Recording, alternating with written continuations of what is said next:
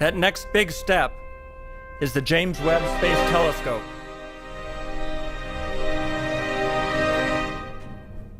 And we love drama at NASA.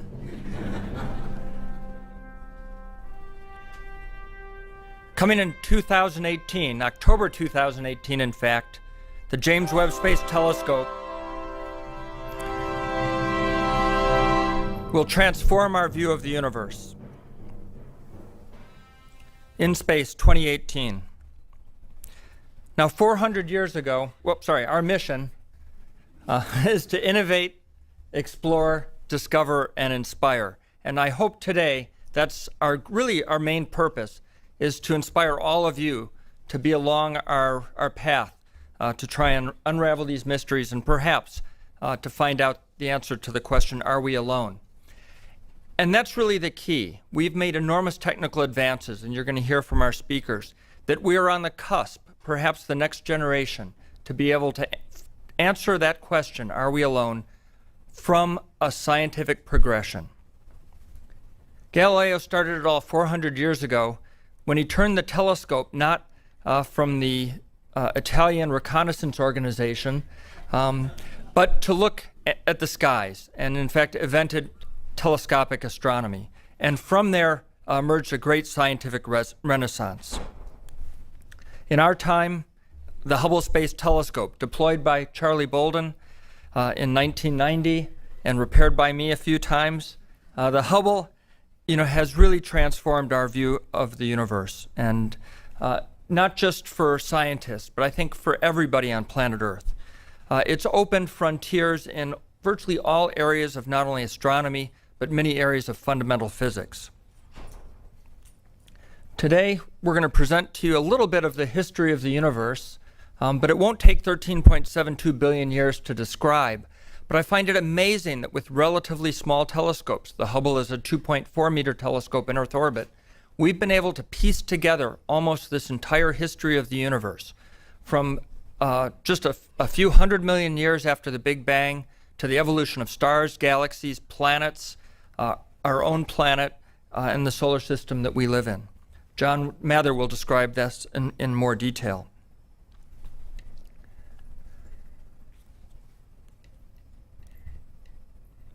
Finding Earth's twin, that's kind of the holy grail. That doesn't mean the only place that we might find out whether there's life elsewhere besides planet Earth. But the Kepler telescope has discovered thousands of new planets and has found out, as you heard, that there are probably billions of planets like Earth in our own solar system.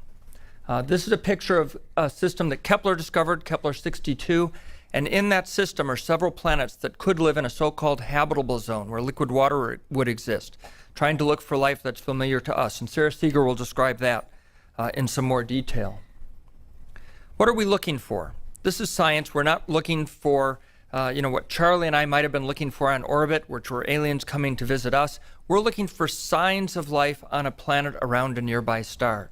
And what those signs might look like. Well, if we were looking at Earth, we would see signs of our sky, our blue sky. We would see signs of oxygen, of carbon dioxide, of sulfur dioxide from volcanoes, and we might even see signatures that there was plant life. And we see that by dissecting the light into its component colors. And Sarah will describe that in some more detail. Spectroscopy. Occasionally we have a chance alignment of a planet with its star, and light passes through the atmosphere. And it's some of that light that we can look at that will tell us about the characteristics of the planet. It's called a transit or transit spectroscopy. The James Webb Space Telescope may allow us to detect the presence of water around a very large planet, a rocky planet, a water world. To go the next steps, we want to look for biosignatures, not just of liquid water, but of the gases in the atmosphere, and perhaps leading to the discovery of life. Our investments may transform the way we approach this. The Space Launch System, for example, could provide us the capability to launch a much larger complex telescope, or perhaps to go investigate Europa. And instead of taking 7 years to get there, we could get there in an express of perhaps 3 or less years. We've seen some amazing things in our solar system. This is a view of part of Saturn and Saturn's rings from the Cassini spacecraft. And if you look closely, you see this pale blue dot. That's the Earth from 900 million miles away. Pretty amazing. It doesn't look like much, but by analyzing the light of the Earth from this distance, we can learn something about the planet, and Sarah will talk more about that. So we have a progression. We have a roadmap or a path that we're trying to take, and it started with ground-based observatories and the 1995 discovery that we live in a universe that has other planets in it. Originally, we thought there were only 9 planets. Of course, then we were demoted to 8 planets. But with Hubble, the Spitzer, and the Kepler telescopes, we've really transformed our whole view of the universe. And Sarah will talk about that, but such that we now know that we live in a galaxy and a universe filled with planets.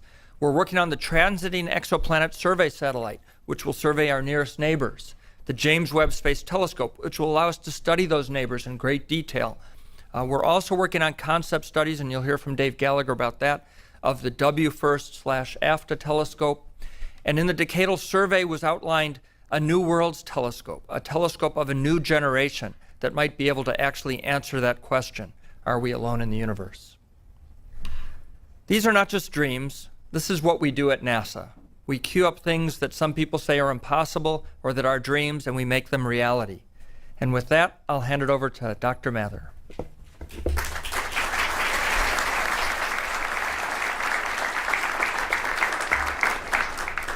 Well, thank you. Is this working? I want to tell you about how we're doing on the James Webb Telescope itself, and to show you how it fits into the grand scheme of getting ready to discover life around other planets, if it's actually out there. So I've been a telescope builder all my life because when I asked my dad when I was about 6 years old, how did we get here? Nobody knew. So how do you find out? You build telescopes. So I want to show you how we're doing it. So with our first chart here, I have an illustration from Edwin Hubble. That's him sitting with the big telescope, the Mount Wilson, out in California. It's a 100-inch telescope, basically the same size as the Hubble telescope that we now have in space. It took us more or less a century to catch up with being able to put stuff in space. He was able, with that telescope, to make that little picture that we saw on the lower right, which is a picture of the galaxies, how far away they are, and how fast they're going. So he was the first one to really know that this picture was correct, though a few other people had predicted it. But this was the discovery of the expanding universe. If somebody talks about the Big Bang Theory and they think it's kind of silly, well, we were forced into this. We saw it happen in 1929, and people were stunned. This was front page news around the world, and we've been living with it and trying to understand it ever since. It's a very strange and amazing story, but it seems to be true. So we haven't got a better story. So now we are continuing the trend about building better and bigger telescopes and trying to figure out what else is out there. So here we have let's see if this is going to come out, a picture taken with the Hubble Space Telescope as the background, and here is the capsule history in the graphic. So, by the way, on this chart are 2 discoveries that earned Nobel Prizes. One is the little map that's on the left-hand side. You see that little green and blue speckly pattern? That was what was discovered by the Cosmic Background Explorer satellite and led to that prize of 2006 for our team.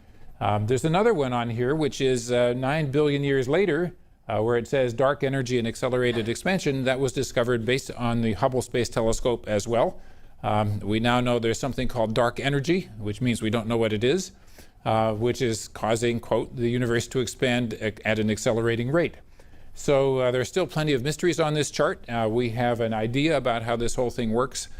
We have recognized evidence for dark matter in the universe, much more abundant than ordinary matter. And this story is pretty spectacular. Not to say proven completely, but it matches astonishingly well with the observations that we have. So we claim from the story that we're telling here and the formulae that go with it that we know the details of the universe within a few percent accuracy, which is really a truly stunning accomplishment for modern science, and it is entirely based on space astronomy that we have initiated here at NASA. So among the things to point out here are that the first stars probably formed about 400 million years after the expansion began. I would also like to point out that The Big Bang that we describe as a Big Bang is not like a firecracker going off in the corner, but is actually an infinite universe expanding into itself, probably without a beginning, although we talk about the beginning, and probably without an end. So this is something we don't know, but sure would like to know. So going on to tell you more about it, there's a little Earth over there on the right. We're newcomers. We have been here for about 1/3 of the age of the universe. 4.5 billion years for the age of the Earth. It's 13.5 for the age of the universe. So now I want to show you a nebula, which is somewhat like the nebula that we live in, the Milky Way galaxy. As you know, a galaxy is made of hundreds of billions of stars orbiting a common center, held together by gravity. Some of that gravity comes from dark matter, by the way, and we wouldn't be here without it. So if anybody thinks, well, dark matter, that's just an amusing thing those astronomers thought up, we wouldn't be here without it. So lots of wonderful things for us to find. If the sun were in that galaxy, we would be somewhere out on the outer edge, and we would be able to look in towards the center, and we would wonder what it was like, because we live in the plane of our Milky Way galaxy, which is about as flat as a CD, and so you can barely see the structure of it when you live inside it. So we have to look at other people's galaxies, if there are indeed people out there, to think about what does it look like to be who we are. Anyway, so one of the great mysteries is how does this happen? How do galaxies like that come to be? So we have a simulation, of course. Nowadays we have computer simulations of the weather, and sometimes they're correct, sometimes not. But at any rate, we now are able to start with the statistical calculations of what the early universe was like, put it into a computer, simulate the action of gravity operating on the dark matter and the ordinary matter, and accounting for the cosmic dark energy that causes acceleration. So this is a simulation of early universe. You see gravity is pulling the material back together. By the way, the simulation has subtracted out the fact that the whole universe is expanding. So it's taken that viewpoint. Now you can see galaxies beginning to light up with explosions. This is a totally spectacular process. We have black holes forming and drawing in material, sending out jets of immense intensity. All of these things happened in the early universe much more frequently than they do today. If there were people or intelligent beings back there to witness this event, it would have been a very, very spectacular event for them to think about. By the way, there were chemical elements of life being produced in these explosions, so we could imagine that life was possible within a few 100 million years of the original expansion. So here we're running along to the universe is almost 9 billion years old in this simulation, and it begins to settle down, and that's an interesting time because that's about when the solar system was formed also. Here it's beginning to settle down, the universe becomes quiescent, and the solar system forms. So imagine, if you could, that we tell whether this picture is true. How would you know if it's true? We take snapshots of the picture, of the movie, and you compare the snapshots with the snapshots of the sky that we can make with the Hubble telescope and the successor telescopes that we are now building. So that's a great mystery for us. We are on the trail of figuring out if it's true. So, by the way, this simulation was called the Illustris, and it's just current this very year. So now I show you a picture of the thing that you would think of as a star.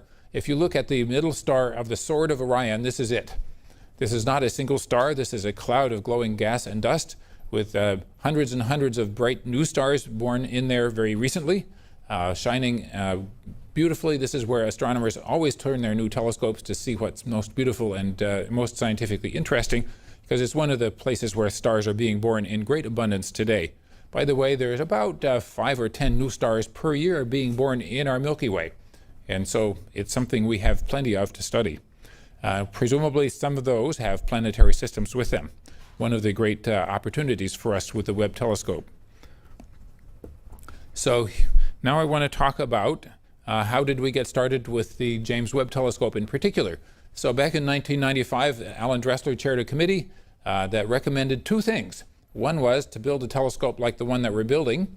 It wasn't called James Webb Telescope back then, of course. And they said the other thing they said was develop the technology to find Earth-like planets around other stars.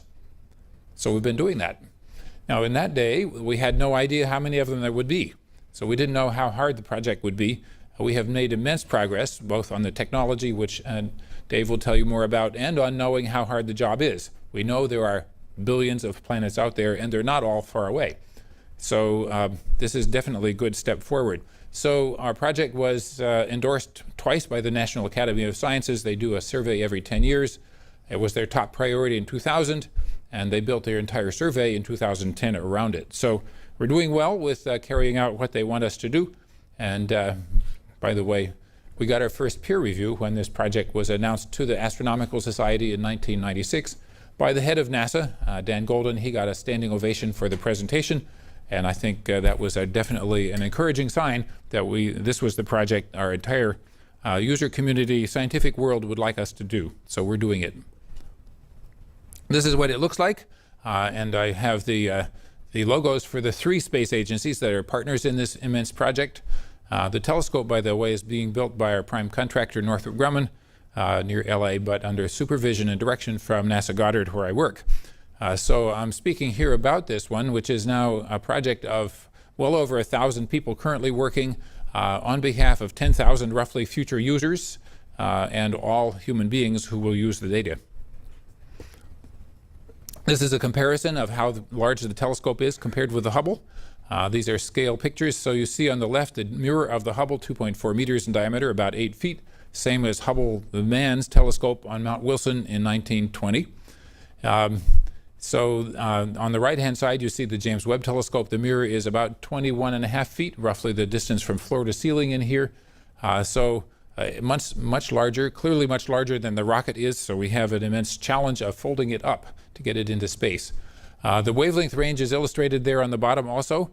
The telescope, the new one, overlaps the wavelength coverage of the Hubble. At the near infrared, we begin at 0.6 microns, which is about the wavelength of a red laser pointer.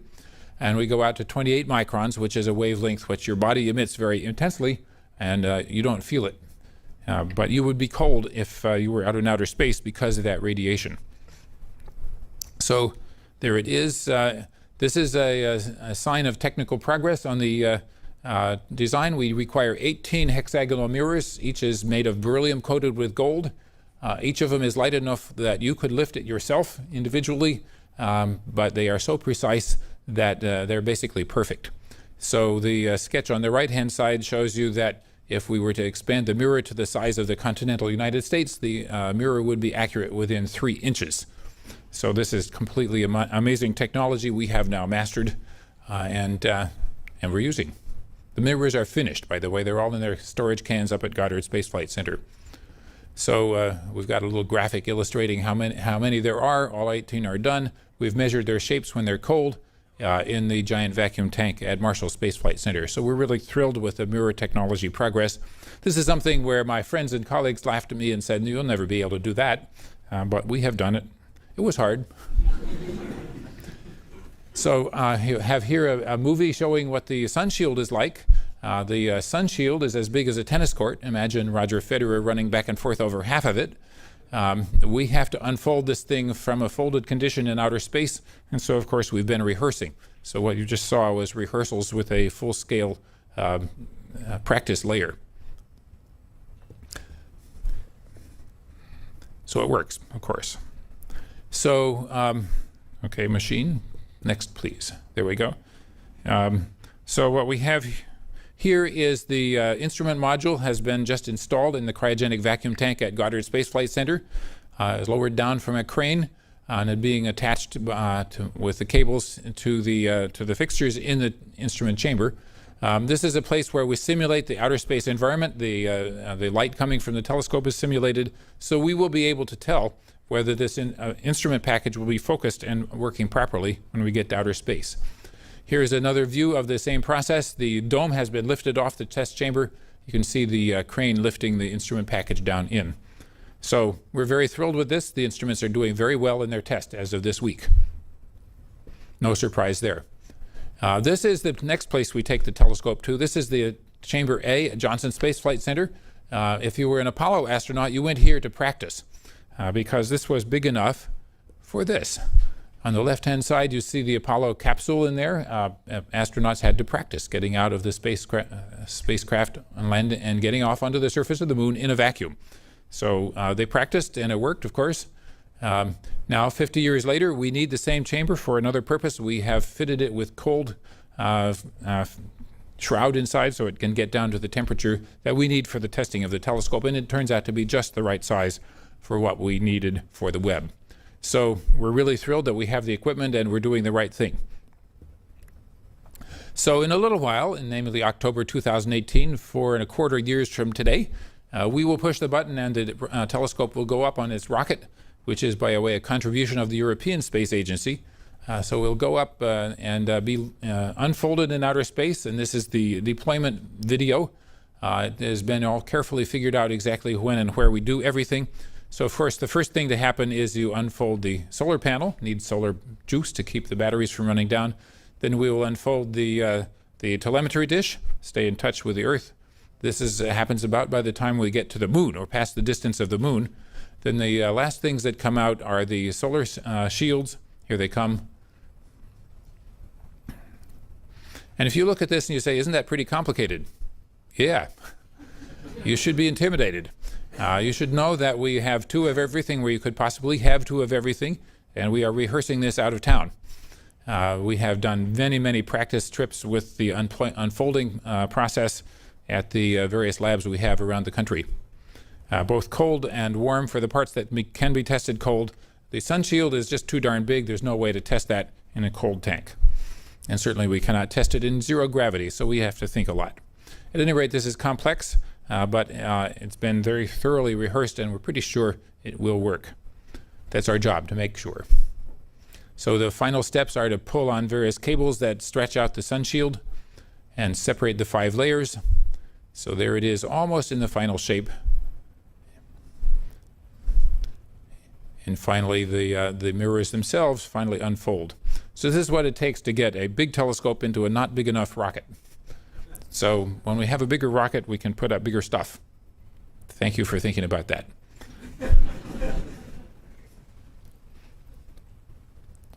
And of course, you can also imagine when we have astronaut capabilities in deep space, we'll be able to make sure the telescope keeps on working longer. Anyway, there it is. It's finally in the right shape. It's not focused at that point. It takes another couple of months to cool down and be focused.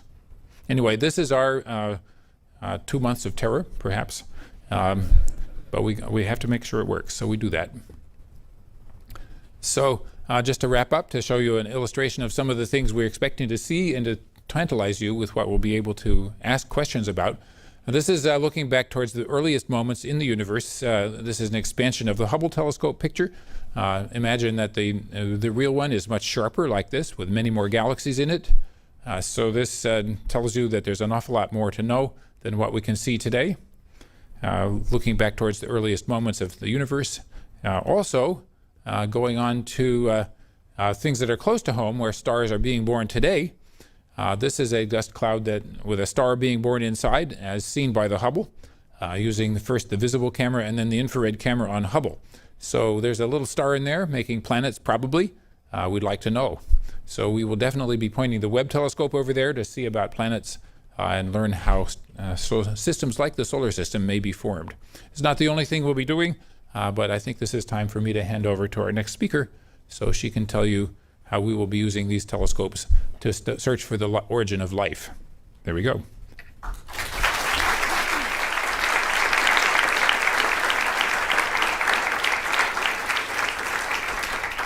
Good afternoon. Before we get started, I'd like you all to take a look in that corner of the room. It's kind of the front 1/4 at that aesthetic piece of equipment, which I'll be talking about a little later. Back to the image of, it's a real photo of a dark sky. And every star, just to remind everybody here that every star in the sky is a sun, and if our sun has planets, we naturally expect those other stars to have planets also, and they do. In fact, if you're so lucky to go out to a dark sky and ask and wonder how many of those stars that you see have planets, it turns out that it's basically every single one. Astronomers have found, statistically speaking, that every star in our Milky Way galaxy should have at least one planet. That might not be surprising if you think logically, but what is surprising is that all of these planets, they're so very different from our solar system.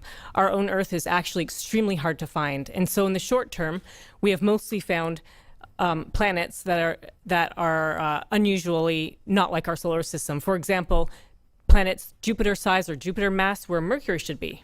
Hot super Earths that are so close to their star that their surfaces are likely hot enough to melt rock.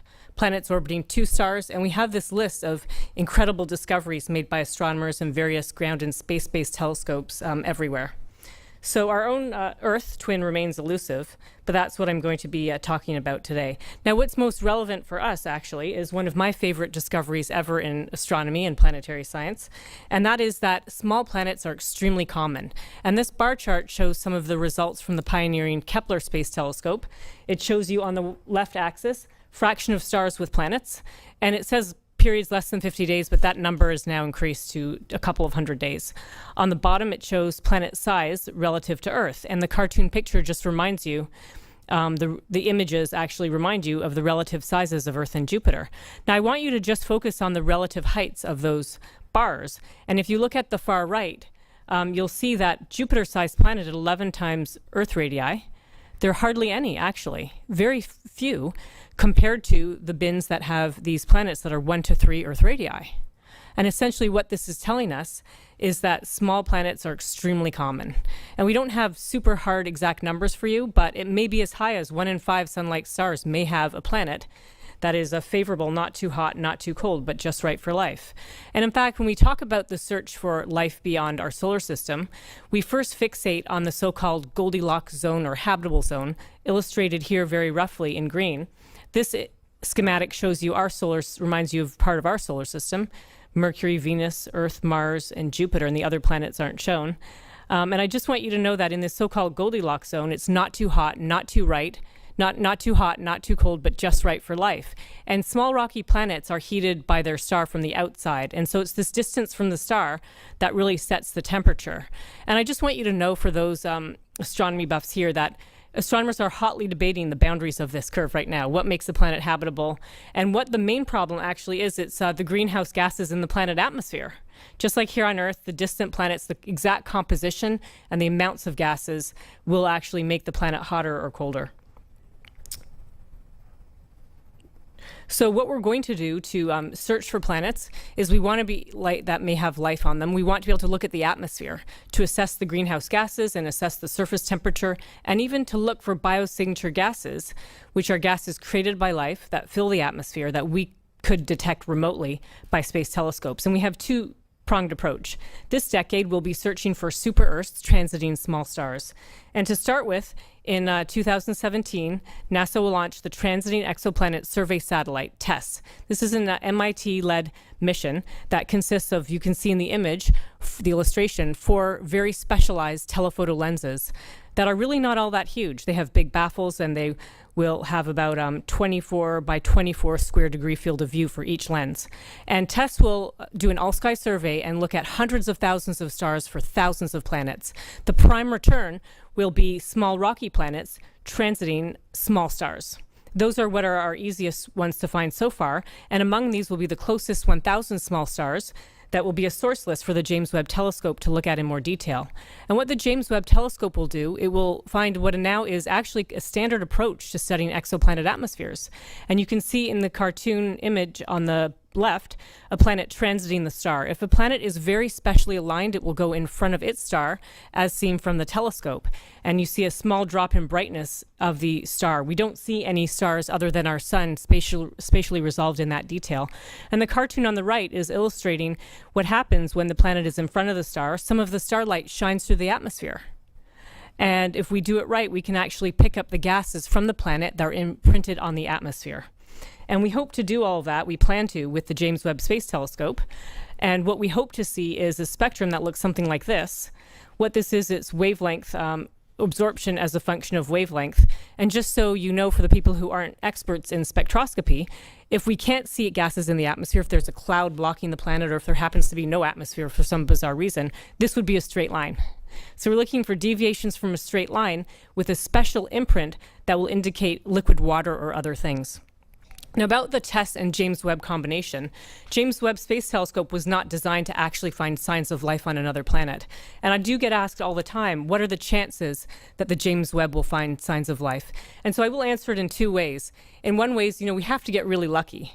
Every small star has to have a planet in its habitable zone, and each of those planets, most of them would have to have life, and most of that life would have to actually generate a byproduct gas that could fill the atmosphere. And the second way that I'd like to answer it, which I'd like you to walk away with, is that with the James Webb, we have our first chance, our first capability of finding signs of life on another planet. Now nature just has to provide for us. So to make sure we beat the odds, we want to follow the next approach, in parallel investing in a more futuristic way. And that way we want to search for Earth-like planets orbiting sun-like stars. We all are kind of self-centered. Here we call it terracentric. We want to find planets like Earth because in many ways, Earth is our only planet that we know of with life on it, and we'd like to find a replica. And in this way, we have a major challenge here because unlike the big Earths transiting small stars, the problem is extremely challenging in that Earth itself is 10 billion times fainter than the sun. And here you can see a real photograph of our sun, and that is the size of Earth, but it's not just the size that's relevant here. It's the fact that light has to go from the star to the Earth and reflect off of Earth, and for us to be able to detect that. And just to pause for a moment, I'd ask each of you if you've ever made a measurement that goes to 10 decimal places. That's like me asking you to measure the width of this piece of paper to 10 decimal places. It's extremely challenging. And that's what we're setting out to do at NASA, Northrop Grumman Corporation, and other places around the country.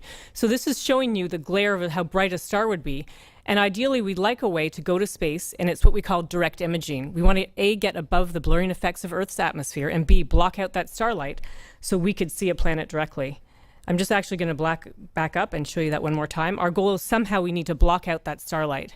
Now this shows you we can block out the light, and then hopefully we'll be able to see other planets. And I just want you to see that we have this star shade, and the goal would be actually to block out the starlight so we can see the planet directly. And I hope you will all admire this for a moment. It's actually was really used in the desert for testing of a concept we call the star shade. So what the star shade is, its goal is to block out the starlight so that only the planet light will enter the telescope. But I hope you're all wondering why this is such a very special shape. And actually the reason has to do with diffracted light. And this is my only professorial slide here, but I want you to be able to walk away with something that I think you'll find interesting. And that is if we were to imagine putting up a big circular screen in space or a big square, and to block out a point source, a star right behind that screen, we would get what you see on the top right. I think you can see rings. We wouldn't see a point source, the star in the image. We would actually see these rings. They're called Airy rings. And what it is the starlight is diffracting around the edge of the screen. It's the same as if we used a circular telescope. It's actually just because the waves are bending around the edge and interfering. We give an analogy, it would be like dropping a pebble in a pond, and you see ripples, those water waves. So how can we handle this when the first of those light waves is 100,000 times brighter than the planet we're looking for? Well, the answer is to have a very specially shaped screen. And you can see in the bottom left there, a kind of a star-shaped. And the equivalent image you would get with that screen and a point source star is the one on the bottom right. And in this case, the analogy is like dropping a pebble in a pond. When all of a sudden, all around the pebble, it would be so perfectly smooth to 1 part in 10 billion. And all the waves would be pushed away at the very outer edges, going crazy. And that's the basic concept, is special shape to handle diffracted light so that it works to your advantage. So here's the concept of the star shade. A telescope and star shade could launch together with the petals unfurling from a stowed position, and a central truss expanding and snapping the petals into place. In fact, that truss has heritage from large radio deployables. These petals have to be manufactured to hundreds of microns, and the star shade itself is tens of meters in diameter and would have to fly tens of thousands of kilometers from the Space Telescope. Right now, NASA is sponsoring a detailed study, and the team members of a team that I chair, they're all out working very hard now to put the exact details together mechanically, thermally, and the heritage story of the star shade. So we're making a lot of progress here. And there are other ways to block out the starlight from space, and we'll hear more about those in a moment from, we'll hear about more about those in a moment from Dan Gallagher. Oh, this was just to remind you that we want to actually see the planet directly and break up the light and to see the spectrum to look for biosignature gases and water vapor and other things that indicate that the planet would be a terrestrial planet. So to finish, I just want to show you this image of Earth. It's Earth as seen from the Voyager 1 spacecraft at 4 billion miles away. Because when all is said and done at the end of the day, to the rest of the galaxy and universe, our Earth is just an exoplanet. And so we want to find another planet to understand what our place is in the cosmos. And I want you to know that we're all here today because we believe we're very, very close in terms of technology and science and actually finding the other Earth and our chance to find signs of life on another world. Thank you.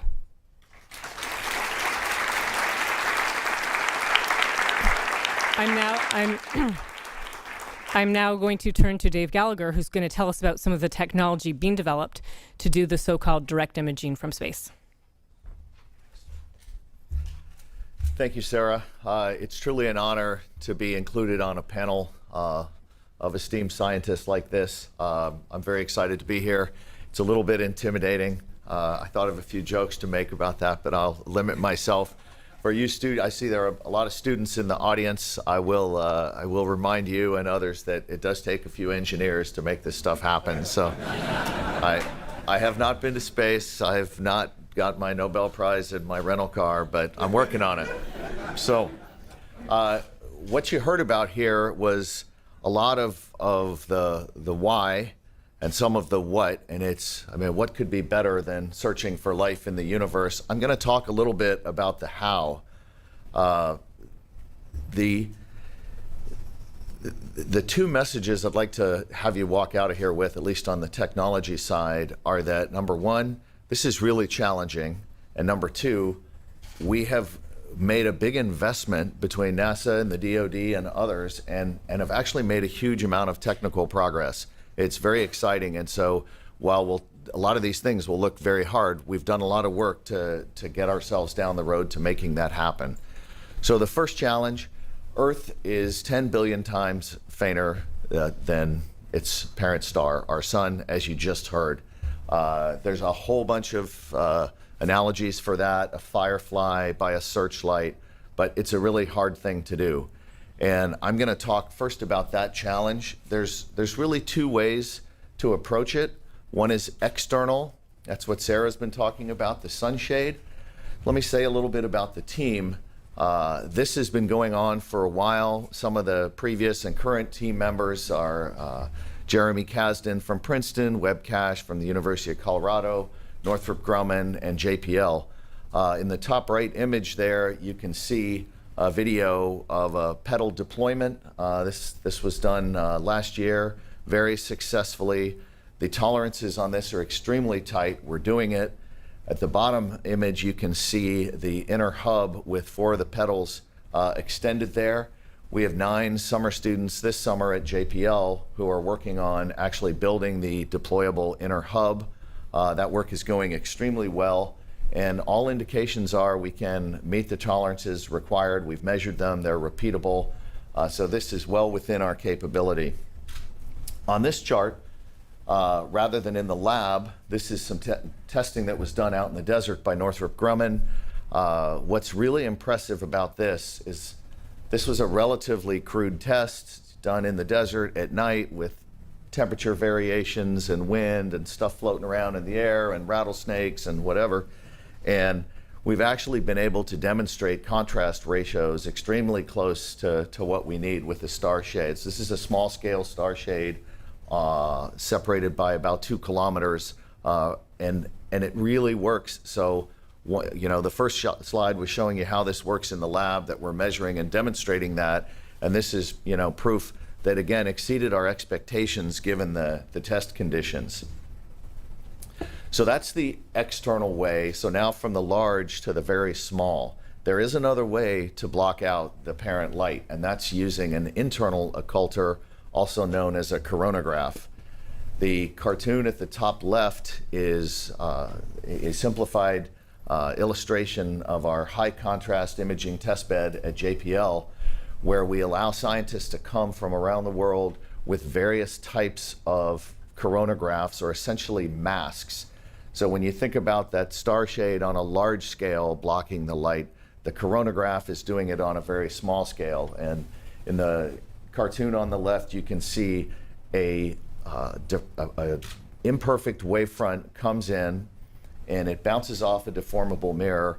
There's a control loop after the beam splitter there that has that deformable mirror correct the image, and then the coronagraph mask blocks the light from the parent star. And in the middle image, you can see actual lab demonstration of a dark shadow, which is 10 billion times fainter than the central source.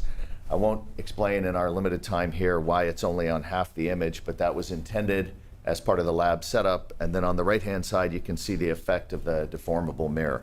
So again, this is technology funded by NASA, going extremely well and proving that these things are possible.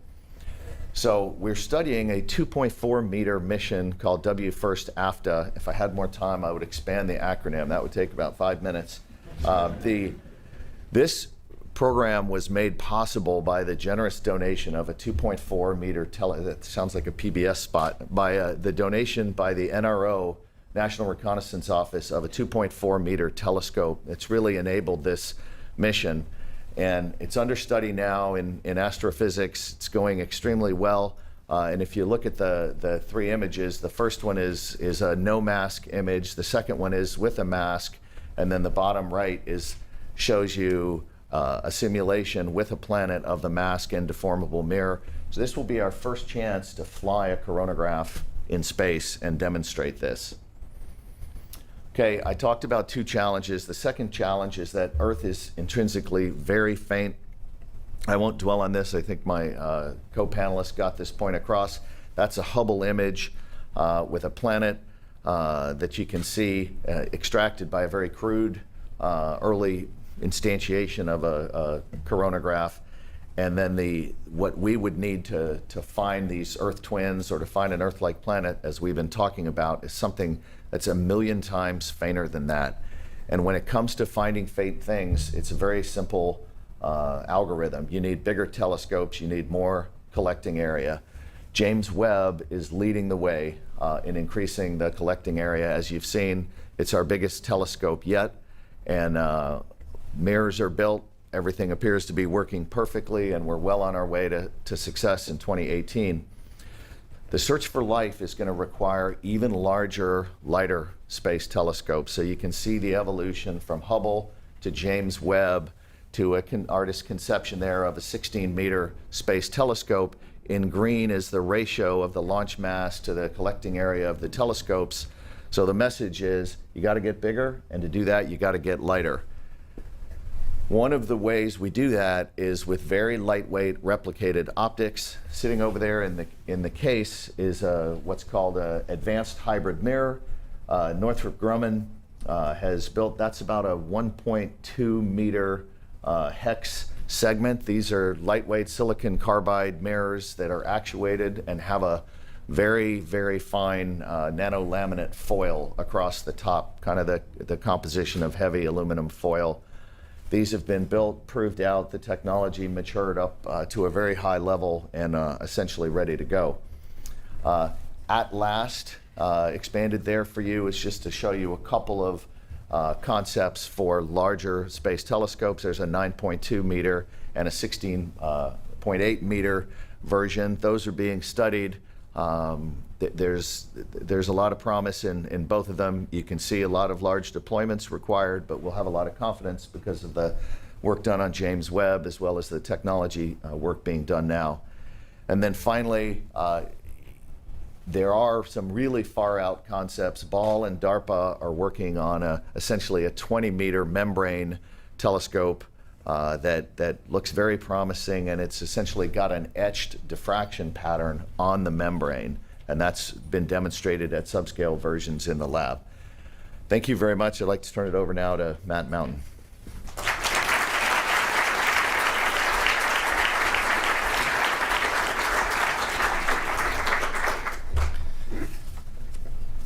So let's bring this to conclusion. So here is the challenge before us. How do we find Earth Point 2? Earth 2.0.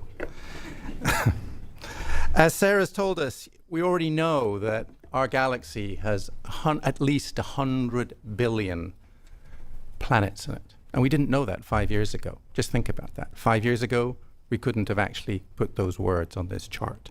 That's what Kepler and NASA has done for us. We actually know now what life might look like. We know life can actually imprint itself on the atmosphere of planets going around other stars. This is what a living planet looks like. We actually know where all the stars are. Here are all the stars nearby to us within 200 light years. This is every single star within 200 light years of the sun. We actually know how many stars live a long time, between 5 and 10 billion years. That's where we have to look. It took 4.5 billion years for us to arrive here. We actually have done the census. Kepler has actually done the census of how many planets there might be in our galaxy. And what we've learned is remarkable. Between 10 and 20% of stars have Earth-like planets, or at least Earth-sized planets, in that amazing zone called the habitable zone, the Goldilocks zone. Not too hot, not too cold, just right. So let's take those statistics, take that census data, and let's do the discovery. Here are all those stars. We can now apply those statistics and ask, how many stars can we see with a 5-meter telescope, roughly the James Webb? Apply those statistics. What you see on the right is how many stars the James Webb or a telescope like it. Very few. How lucky, as Sarah said, do we feel? With 10 meters, we can peer even deeper into that cloud of stars. We can go deeper and we can separate out and see even more planets. And with a 20-meter telescope, we can see hundreds of Earth-like planets around other stars. That's what it takes to find life. Of course, this is a hard problem, but NASA has been very good at doing these hard problems. NASA's ability to launch great telescopes like the Hubble and soon the James Webb. Is it going to do anything? Here we go.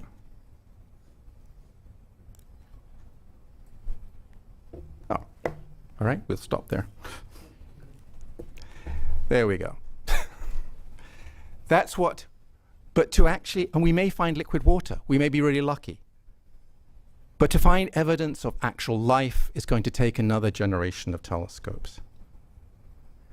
And to do that, we're going to need new rockets, new approaches to getting into space, new approaches to large telescopes, highly advanced optical systems, as David and Sarah have showed us. But between us, between science, NASA's technology, and today's space enterprise, it's within our grasp for the first time in human history to make a discovery that will change the world. Or to plagiarize Steve Jobs, a discovery that will put a serious dent in the universe. Now, if we can get a telescope into space of the sufficient size and get it launched, imagine the moment that the news breaks we've discovered Earth 2.0. Imagine the moment the middle school kid who looks up from procrastinating about his math homework, my son, or her math homework, but realizes that he or she could be the person who could design the rocket engine that could take a starship to Earth 2.0. Imagine the moment a biology teacher, struggling to engage a high school class, realizes that tomorrow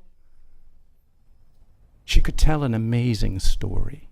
For the first time in human history, we have reached the point when we can look out to the stars and realize the miracle of life has occurred elsewhere on a planet going around another star. Imagine the moment the whole world wakes up to the news our long loneliness in time and space may have ended. We may no longer be alone in the universe.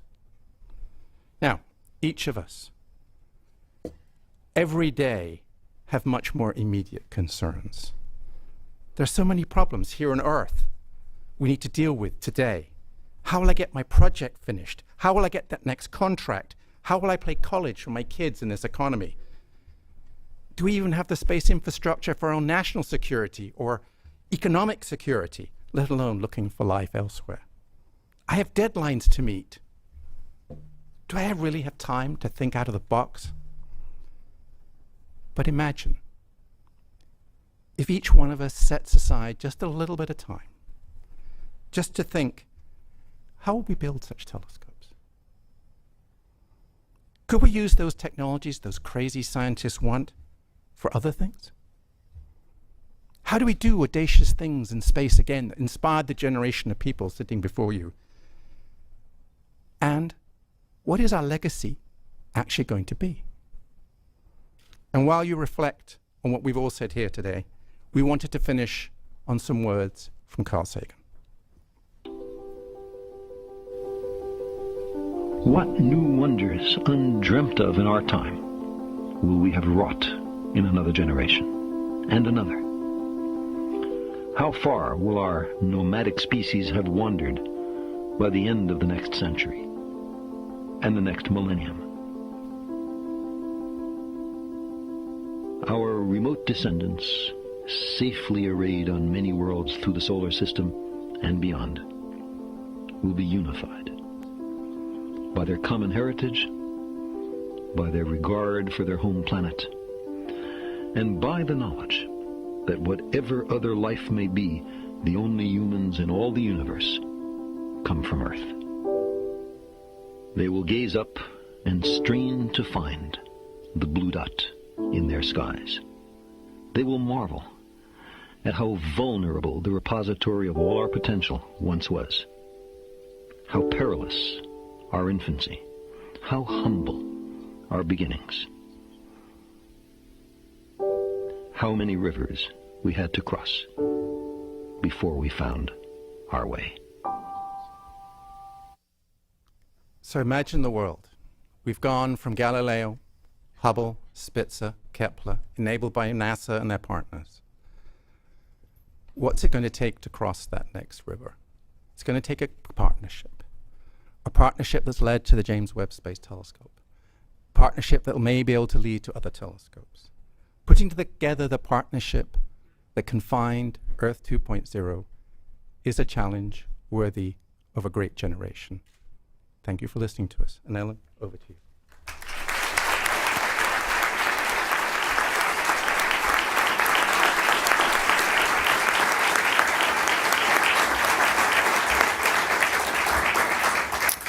That was truly amazing. And we do have a fair amount of time for questions. And I want to remind our audience who's out there to send us questions at #AskNASA. But I'm going to take the moderator's prerogative here and ask the first question. You know, we're often the most surprised in science by things that we don't expect. For example, the arrangement of planets around stars, Kepler, all the work we've done, it's totally turned our views of how solar systems form sort of upside down. Where do you, and of course I'm asking about an unknown here, but where do you think the really big surprise is going to come in TESS or JWST? What are you sort of saying, you know, I bet something cool is going to come from there. What are you thinking? I'll start by just saying right now, you know, we've, just like a lot of other sciences, astronomy and exoplanets in particular is moving into a big data regime. And so essentially we don't totally know what the next thing is. It'll be the new discoveries and it'll be the statistics, the having lots of the same object, knowing how many numbers there are and what their distribution is. I think our hope is actually, just speaking scientifically, in addition to looking for other planets that might be like Earth, because we're so fixated on that, it's just really understanding planet formation. You have to understand that for generations, we thought we would have a Jupiter far out, where our Jupiter is. The big giant planets would be far from the star, and that smaller terrestrial planets will be close in.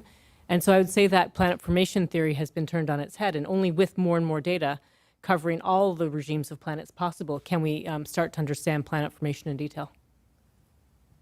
Great. Okay, we do have a fair amount of time for questions from the audience. So questions, please.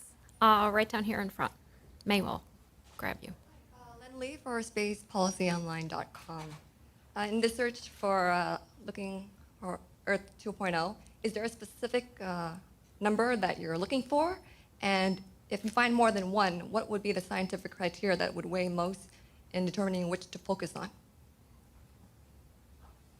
Well, the reason why we showed the many different sizes of telescopes is we believe that this will be a multi-generational search. As I mentioned, with the TESS and James Webb Space Telescope combination, we have a shot at finding something interesting. And then our next generation would be our, say, 2-meter class telescope, for example, or a little bigger, where we will look at the nearest, say, 20 to 100 sun-like stars. And we hope that we would find a few to study. In the more distant future, when we want to have handfuls of them, so we really have the chance to find a sign of life, and we can be sure, because in any one case, we might not be 100% sure. We may say, oh, that planet has maybe 80% chance of that signature we see is from life. That one may have 99. But to have enough to really, really, truly believe and have enough to actually study in detail will require the futuristic space telescope that we don't have plans for yet, that we all showed you maybe in the 10 to 20 meter class. So it's actually a graduated approach. I mean, another way of saying this is, we have no idea. We know how many Earth-like planets are. We think we know how to characterize the atmospheres. But there are 10 to the 22 stars in the known universe. That's one with 22 zeros after it. And some people believe life is everywhere. That's one. Some people believe we're completely unique. That's 1 part in 10 to the 22. That's a really big error bar, even by cosmology standards. And the only way we're actually going to find that out is to make a measurement. The way astronomy has always proceeded is we make measurements and we're then surprised. And so by making that measurement, we don't know if we're finding 1, 2, or 3, or 0. And the real question, just to follow up, because you've asked a really central question, and to quote another great philosopher, do you feel lucky? Yeah. The amazing thing from where we sit today, and it's from the Kepler telescope, is, and Sarah described it very eloquently, when you look up at the night sky at night, we now know that virtually every star has a planet around it. In fact, most stars have solar systems around them. And so the idea that we're going to find planets that are very much like Earth, I think is a very high probability. The question is, how hard is it for life to get a foothold? How hard is it for life to start? And that's where we really have no idea, and where I think the discovery of a planet like Earth with signs of life on it will be so remarkable. That will be our first scientific evidence, that life might be elsewhere, even primitive life. Next question. Hi, Eric Neeler, Discovery News. When you turn this thing on, when you turn the web on, do you have an idea of where to look first, or are you just going to go fishing? Oh, well, maybe I should take that. We will have a very detailed plan before we turn it on. Right now, we haven't argued it through. Clearly, there's a tension between wanting to make sure that all the pictures are beautiful and making sure that they're very scientifically important. I showed you the the Orion Nebula, where we know that stars are being born, and every telescope is always pointed when it's new. I'm sure we'll look over there. We will look at the most tempting targets right away, as soon as we think we're able. And there will be many. There's a I question. just wanted to add one thing that. Go ahead. Oh, before you start, I just wanted to add one thing, that in terms of which stars and which planets we're going to look at, what's interesting is there's relatively a democratic process where members from the astronomy community will put in proposals, and time will be awarded by a committee of people from the community themselves. So in this sort of shuffle, the best candidates will definitely rise, and multiple people will propose to study the same object. So it will happen. Excellent presentation and amazing work that's been done. I'm sure there's going to be even more progress made. But my takeaway from this is that your endpoint, in terms of saying is there life or not, basically are signatures in the atmosphere, biology occurring. There's nothing really more specific than that. I mean, obviously people want to know, is there intelligent life out there? If you had a system that, for instance, would be able to discover or be able to observe electricity or incandescent light, incandescent electrical energy, that would also be very exciting. But the way I think you've presented it is it's basically, you're looking for biological signatures generically. Is that correct? Yes, I want to add that we are looking for biological signatures, gases that are produced by life, gases that don't belong in the atmosphere, that, like our own Earth, we have oxygen, which fills our atmosphere to 20% by volume. But without plants and photosynthetic bacteria, we basically have no oxygen, except in some unusual circumstances. What you're talking, we often refer to as technosignatures, signatures that there's, people or creatures on another planet that can generate a signal that's not naturally occurring. People have studied that in a lot of detail, but it's just too hard for our first generation space telescopes. Those signatures are super small and very narrow and very, very weak. So we hope that someday, a much later generation, will actually be able to see those things and follow up on what we have first found.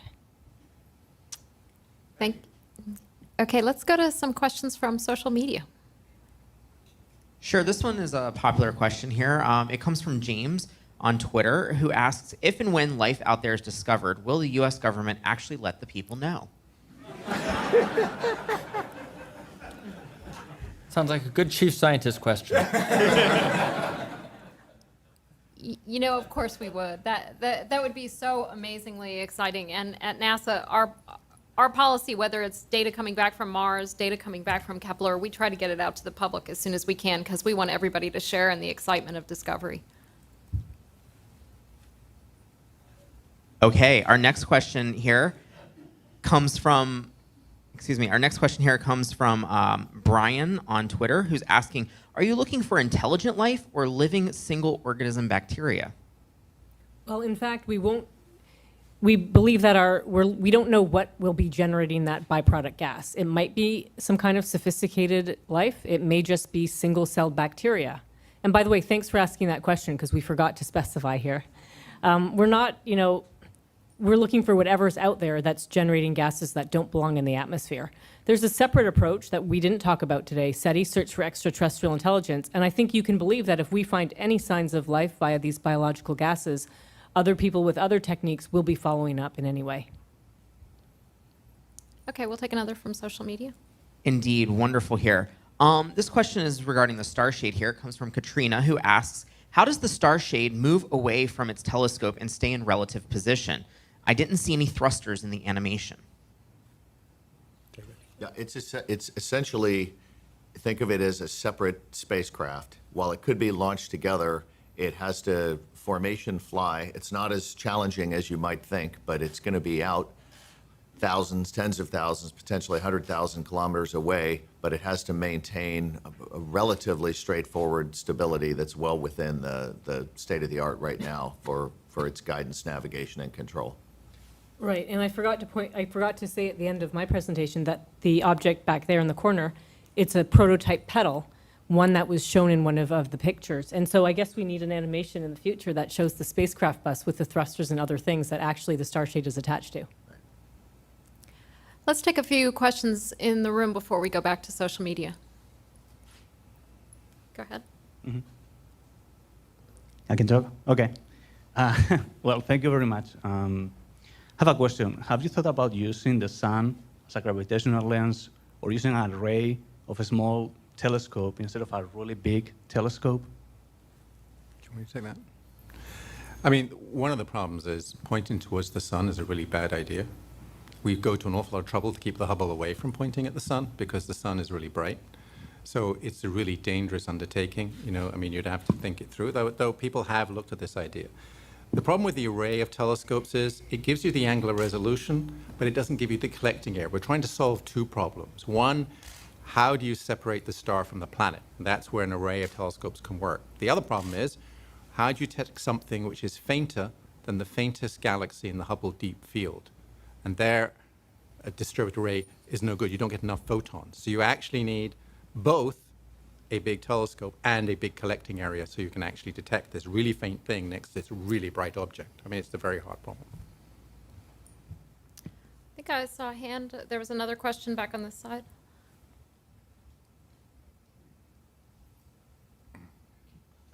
My question is, what words of inspiration can you offer future generations that are going to lead the journey to find Earth 2.0?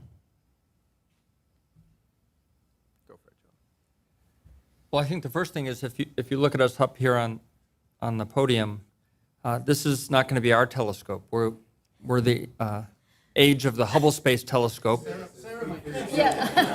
You haven't known a world without the Hubble Space Telescope. The next generation, which is going to be very exciting, and a telescope you may use someday, and I know Sarah will use, is the James Webb Space Telescope, and that gets us very close. And Who knows? Maybe we're very lucky. But that next generation telescope involves technology. It involves, a lot of hard work and the things that we've talked about.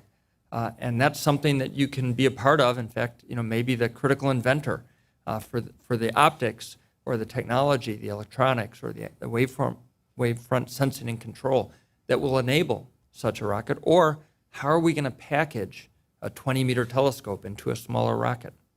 Perhaps even the astronaut who will assemble it in space. Another way of saying that is if you want to work on something really hard, really complicated, that will change the world, this is the project. Before we go to the next question, we have a question up here, but before that, I just want to remind people to be following us at #AskNASA and get your questions onto there. Now, go ahead. Yeah, all these great telescopes have international collaborators.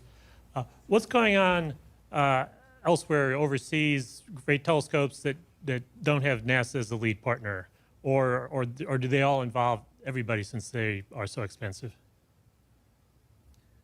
Well, really, the observatories that we've built, the great observatories, Compton, Hubble, Chandra, Spitzer, have been international collaborations. And the James Webb Space Telescope, with our partners with the European Space Agency and the Canadian Space Agency, are wonderful examples where the world has come together. And the U.S. is the leader in large space telescopes and space astronomy, something we're very proud of. But we're even more proud that we've always done it in partnership. And I think that is the wave of the future. Before we go to the next question, I'm gonna insert kind of maybe a sticky question that Sarah brought up a little bit earlier. When we look for life in our own solar system, we're really focusing on Mars because Mars maybe at one point was in that habitable zone. We think Mars is the most likely place where life could have developed here in our own solar system. But also in our solar system, we really want to go to Europa and find out, is there life under that icy crust on Europa? We look at places like Enceladus, like Titan, not really in a conventional habitable zone. And Sarah, you mentioned the fact that habitable zones are a little bit hard to get your head around. Right, well, in exoplanets, we're only focused on what we can see by remote sensing. And so if there is a Europa-like world, let's say a water world, or an ice-capped planet that has liquid oceans underneath, we won't see signs of life on those. But we're not worried about it because stars are plentiful and planets are plentiful. And so we believe that there are the right combinations out there for us. And I'll just add that we're just on the cusp of releasing an announcement of opportunity for instruments for a future Europa mission. And so for the listeners in the audience and on the web, stay tuned very soon. Great. I think there's a question down here in front.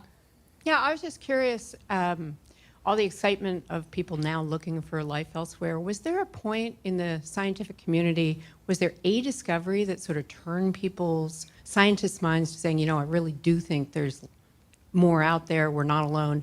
Or did different scientists come to it through different discoveries, or was there one, sort of tipping point? Well, I'd like to say there was one tipping point. If I may, we talked a bit about transiting planets, when planets go in front of the stars seen from the telescope. Well, a number of planets had been discovered, maybe 30 or 40, by a different technique called the wobble method. It's not so relevant. And we started to understand as a community that planets could be quite plentiful and in all sorts of crazy orbits. But there were many people, because in science we're supposed to give each other a hard time. It's our job to, when there's a discovery, push back and make sure it's real.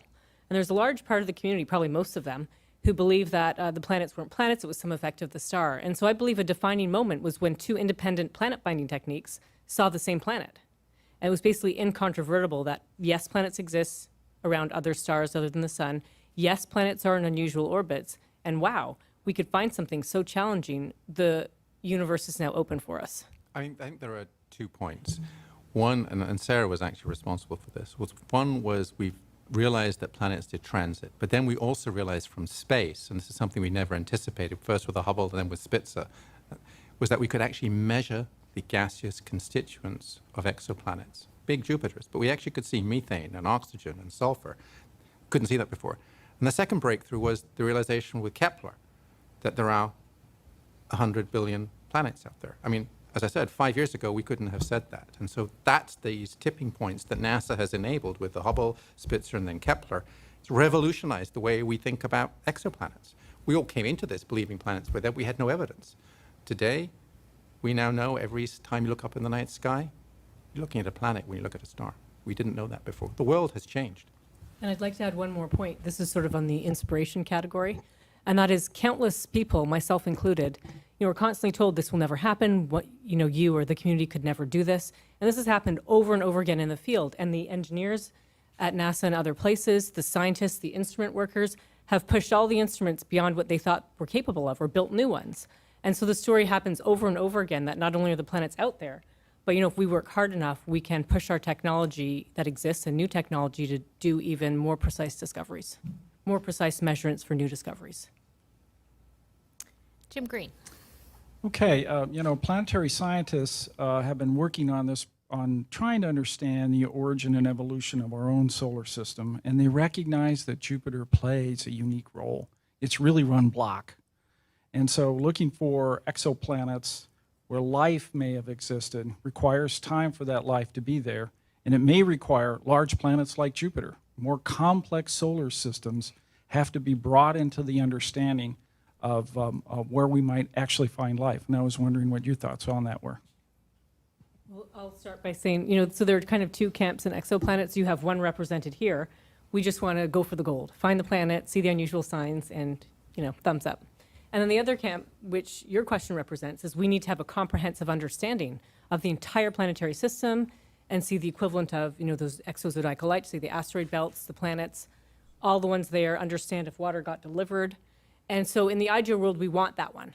That's a much harder problem, as crazy as it might sound, to get that comprehensive approach, because one would have to see all those planets and the asteroid belts, et cetera, or the effects of those. So we really hope to do that. And we hope that in our search for Earth, because Earth is so hard to find, we'll also be able to study planetary systems. And that will help answer all of those questions as well. We just didn't focus on it here. We've only got time for a few more questions, so I want to take at least one from social media and at least one from here in the room. And we've got somebody waiting here in the room. Mark Kaufman with Washington Post and National Geographic. I'd be interested in your thoughts about how the search for life on Mars or in the solar system correlates with the search for life beyond. I mean, are there ways in which they will inform each other? And similarly, or taking it a step further, if there is something that is found on Mars or Io or wherever, Europa, that appears to be life, what does that mean for the search for life on exoplanets? Well, there's, Ellen could answer this, I could answer it, and, the big picture is we don't know. I mean, we only know about life on Earth. This field of astrobiology that is part of NASA as well and a worldwide endeavor looks at life in extreme environments and has seen life in very hostile places that would indicate that perhaps life could have gotten a foothold on Mars or could be living under the icy crust of Europa in a warm, salty ocean. These are very exciting opportunities for us to go investigate, but at the present time, we only know about life on Earth. If we find life in our own solar system, it depends on what we find. If we find life that's DNA-based and looks a lot like the extremophiles here on Earth, or life as we know it, was there a common origin? Because we do exchange materials with the other planets on a routine basis. It goes back to Jim Green's statement. We have Mars meteorites on Earth. There are probably Earth meteorites on Mars. So then the question is, okay, if we find life on any of these other planetary bodies, what about other solar systems? And that's really what we're addressing here. I think what's so Charlie exciting. Bolden's statement about Enrico Fermi's paradox. If life is pervasive in the galaxy, where is everybody? And let's just follow up on that, because the answer to the contradiction is the big filter. Maybe they're not here because life is extraordinarily rare, or they're not here because life didn't survive very long. So if life is very common, maybe we don't get to survive very long. So I personally hope we don't find life too prevalent in our own solar system to answer the paradox. I think what the excitement that you're seeing today is we know in our own solar system, we know where to go, we know what to measure, and we're in the process of doing just that. Looking out beyond our solar system, we're on the right track, we're making the right measurements, and we're just on the cusp of learning so much. It's an incredibly exciting time. I just want to add, there's also a potential merging, which we're just starting to see we're calling it comparative planetology or exoplanet planetology, back to Jim's question, where you start to see the experts in both those fields start to realize their worlds are coming together.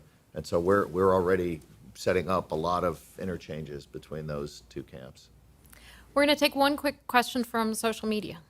Sure, this question's been asked in a couple of variety of forms here, but Geospora Tech asks, how can startups and backyard scientists help in the search for extraterrestrial life? You know, citizen science is something we're extremely excited about at NASA. The more people we get involved, the more we can bring the public with us on this amazing adventure that we're on, the better. And we have a lot of efforts throughout the science division really trying to get the public involved. I'd like to add that I've started to get asked that question pretty much at every single event. And I want to just speak perhaps on behalf of everyone here, but certainly on behalf of a large part of the community that we are working on a better answer for you. Because we're finding untold numbers of people who are extremely tech savvy, who want to do more than just crowdsourcing. And some of these people even actually worked in engineering and, and got a degree and decided just to go into industry. So we're working on this. And one example is that anybody can go on the web and look for planets in Kepler data. And there's citizen science tools to do that. All right, thank you all so much for coming today. This has been really exciting. Let's have another round of applause.